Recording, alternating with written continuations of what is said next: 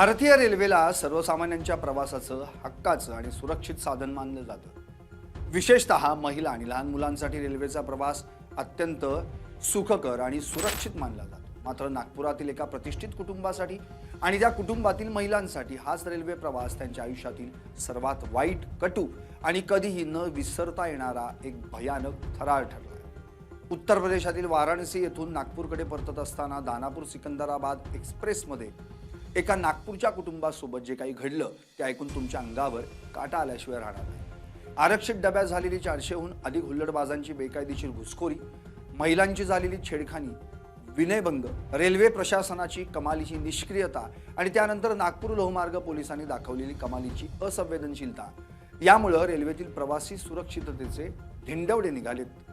काय आहे हा अत्यंत भयानक प्रकार पाहूयात या व्हिडिओत।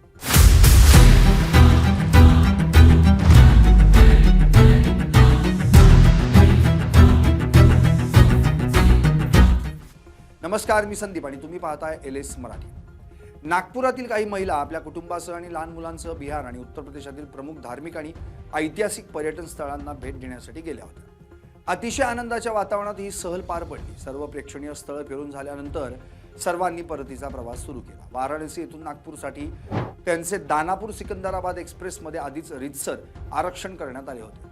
रात्रीच्या वेळी वाराणसी रेल्वे स्थानकावर जेव्हा ही गाडी आली तेव्हा आपल्या आरक्षित डब्याकडे जात असतानाच कुटुंबाला काहीतरी अघटित घडल्याची जाणीव झाली। ज्या डब्याची क्षमता अवघी 72 प्रवाशांची असते त्या डब्यामध्ये 72 ऐवजी तब्बल 400 पेक्षा जास्त अनधिकृत प्रवासी ठाण मांडून बसले होते। गाडीच्या दारातून आत शिरणं तर दूरच, पण साधे पाय ठेवण्यासही जागा शिल्लक।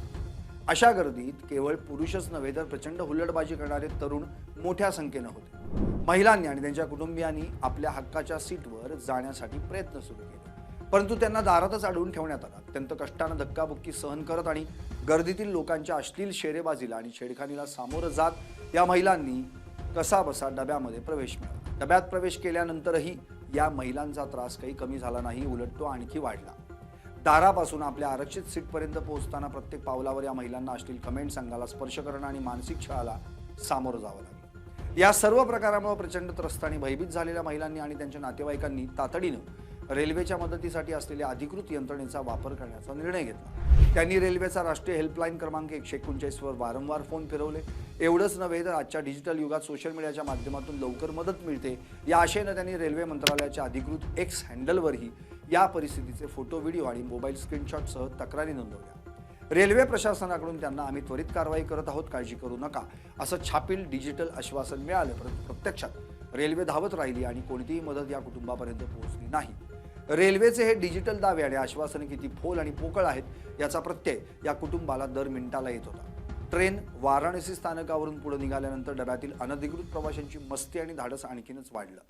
महिलांना एकटं पाहून त्यांच्यावर अश्लील शेरेबाजी करणं आणि थेट छेडखानीचे प्रकार वाढू लागले। डब्यात सुरक्षा रक्षक किंवा कोणताही रेल्वे कर्मचारी नसल्यानं हे हुल्लडबाज बेफाम झाले होते। रेल्वे हेल्पलाईनकडून कोणतीही मदत मिळत नसल्याचं पाहून अखेर या पीडित महिलांचा संयम सुटला आणि त्यांनी अत्यंत आक्रमक पवित्रा घेतला। ट्रेन जेव्हा उत्तर प्रदेशातील नैनी रेल्वे स्थानकावर पोहोचली तेव्हा रात्रीच्या घनदाट अंधारात या महिला आपल्या कुटुंबासह थेट रेल्वे रुळावर उतरल्या। आपल्या सुरक्षिततेसाठी आणि स्वाभिमानासाठी या महिलांनी थेट रेल्वे इंजिनच्या समोर उभं राहून गाडी रोखून धरली। जोपर्यंत आमच्याशी छेडखानी करणाऱ्या आणि डब्यात बेकायदेशीरपणे घुसलेल्या नराधमांना पोलीस अटक करत नाहीत तोपर्यंत ही रेल्वे एका इंचानही पुढे जाऊ देणार नाही असा संतप्त आणि आक्रमक पवित्रा या महिलांनी घेतला। एका बाजूला अंधार आणि दुसऱ्या बाजूला जीवाची पर्वा न करता रुळावर उतरलेल्या महिलांना पाहून नैनी रेल्वे स्थानकावरील प्रशासनाची धावपळ उडाली। अखेर रेल्वे सुरक्षा दलाचे जवान घटनास्थळी दाखल झाले। रेल्वे पोलिसांचे जवान घटनास्थळी आले खरे, परंतु त्यांनी पीडितांना मदत करण्याऐवजी अत्यंत लज्जास्पद आणि बेजबाबदार भूमिका घेतली। डब्यात 400 पेक्षा जास्त लोक कोंबलेले असताना पोलिसांनी पीडित महिलांनाच सांगितलं की या 400 जणांच्या गर्दीतून तुमच्याची छेडखानी करणारे आणि विनयभंग करणारे आरोपी कोण आहेत हे तुम्हीच ओळखून आम्हाला दाखवा, मगच आम्ही कारवाई करू। एका बाजूला प्रचंड गर्दी, भीतीचं वातावरण आणि मानसिक धक्का बसलेल्या महिलांना अशा प्रकारे गर्दीतून आरोपी शोधण्यास सांगणं ही पोलिसांच्या असंवेदनशीलतेची पराकाष्ठा होती। धक्कादायक बाब म्हणजे ज्या डब्यात एवढा मोठा गोंधळ सुरू होता तिथं रेल्वेचा तिकीट चेकर संपूर्ण प्रवासात फिरकलाच नाही। प्रवाशांनी वारंवार विनंत्या करूनही आणि शोध घेण्याचा प्रयत्न करूनही TTEनं त्या डब्याकडे पाठ फिरवली। अखेर पोलिसांच्या या नकारात्मक भूमिकेमुळे आणि रेल्वेच्या ढिसाळ कारभारामुळे कोणतीही कारवाई न होता गाडी पुन्हा पुढे निघाली आणि या पीडित महिलांना त्याच दहशतीच्या वातावरणात, त्याच हुल्लडबाजांसोबत नागपूरपर्यंतचा तब्बल 20 तासांचा अत्यंत छळवादी आणि वेदनादायक प्रवास करावा लागला. नैनी स्थानकावरील गोंधळानंतर रेल्वे पोलिसांच्या निष्क्रियतेनंतर या हुल्लडबाजांचे धाडस गगनाला भिडलं. आपल्याला रेल्वे पोलीस किंवा रेल्वे अधिकारी काहीही करू शकत नाही याची खात्री पटल्यानं या शेकडोंच्या गर्दीतील नराधमांनी रात्री उशिरा सर्व मर्यादा ओलांडल्या. रात्रीच्या वेळी डब्यातील लाईट बंद करण्यात आली. या अंधाराचा फायदा घेऊन या नराधमांनी झोपी गेलेल्या महिलांच्या शरीराला जाणून बुडून स्पर्श करणं, अंगाला हात लावणं आणि त्यांच्या अगदी जवळ येऊन झोपणं असे अत्यंत किळसवाणे आणि घृणास्पद प्रकार केले. महिलांनी जेव्हा विरोध केला तेव्हा त्यांना गर्दीच्या जोरावर दाबण्याचा प्रयत्न केला. स्वतःच्या हक्काच्या आरक्षित तिकिटावर प्रवास करत असतानाही या महिलांना संपूर्ण रात्र जागून भीतीच्या छायेत आणि अत्यंत अपमानास्पद परिस्थितीत काढावी लागली. भारतीय रेल्वेत महिलांच्या सुरक्षिततेसाठी चालवल्या जाणाऱ्या मेरी सहेली सारख्या योजना आणि कोट्यवधी रुपयांच्या सुरक्षिततेच्या गप्पा या डब्यात पूर्णपणे कोलमडून पडले. हा 20 तासांचा नरक यातनांचा प्रवास संपवून जेव्हा हे कुटुंब नागपूर रेल्वे स्थानकावर उतरलं तेव्हा त्यांच्या जीवात जीव आला.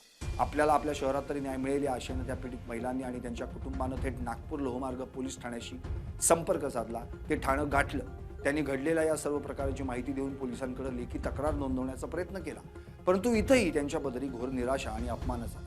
नागपूर पोलिसांनी ही घटना आमच्या हद्दीत घडलेली नाही, त्यामुळे तुम्ही उत्तर प्रदेशात जाऊन संबंधित रेल्वे स्थानकाच्या पोलीस ठाण्यात तक्रार द्या असं सांगून आपली जबाबदारी झटकली. कायद्यानुसार कोणत्याही पोलीस ठाण्यात 0 FIR अंतर्गत तक्रार नोंदवून ती संबंधित ठाण्याकडे वर्ग करणं बंधनकारक असतानाही नागपूर पोलिसांनी पीडितांना हुसकावून लावण्याचा प्रयत्न केला. प्रसार माध्यमांसमोर आपली व्यथा मांडताना या महिलांना आपल्या अश्रूंचा बांध रोखता आला नाही. कायद्याचे रक्षकच जेव्हा अशा प्रकारे पाठ फिरवतात तेव्हा सर्वसामान्य नागरिकांनी आणि विशेषतः महिलांनी न्याय कुणाकडे मागायचा हा अत्यंत गंभीर आणि अनुत्तरित प्रश्न या घटनेच्या निमित्तानं पुन्हा एकदा ऐरणीवर आला. रेल्वे मंत्रालय आणि वरिष्ठ पोलीस अधिकारी या प्रकरणाची दखल घेऊन दोषींवर कधी कारवाई करायचं सोडून अजूनही लाच सोडल्यासारखं बघ्याच्याच भूमिकेत आहेत. बाकी काय? Bureau report, LS Marathi.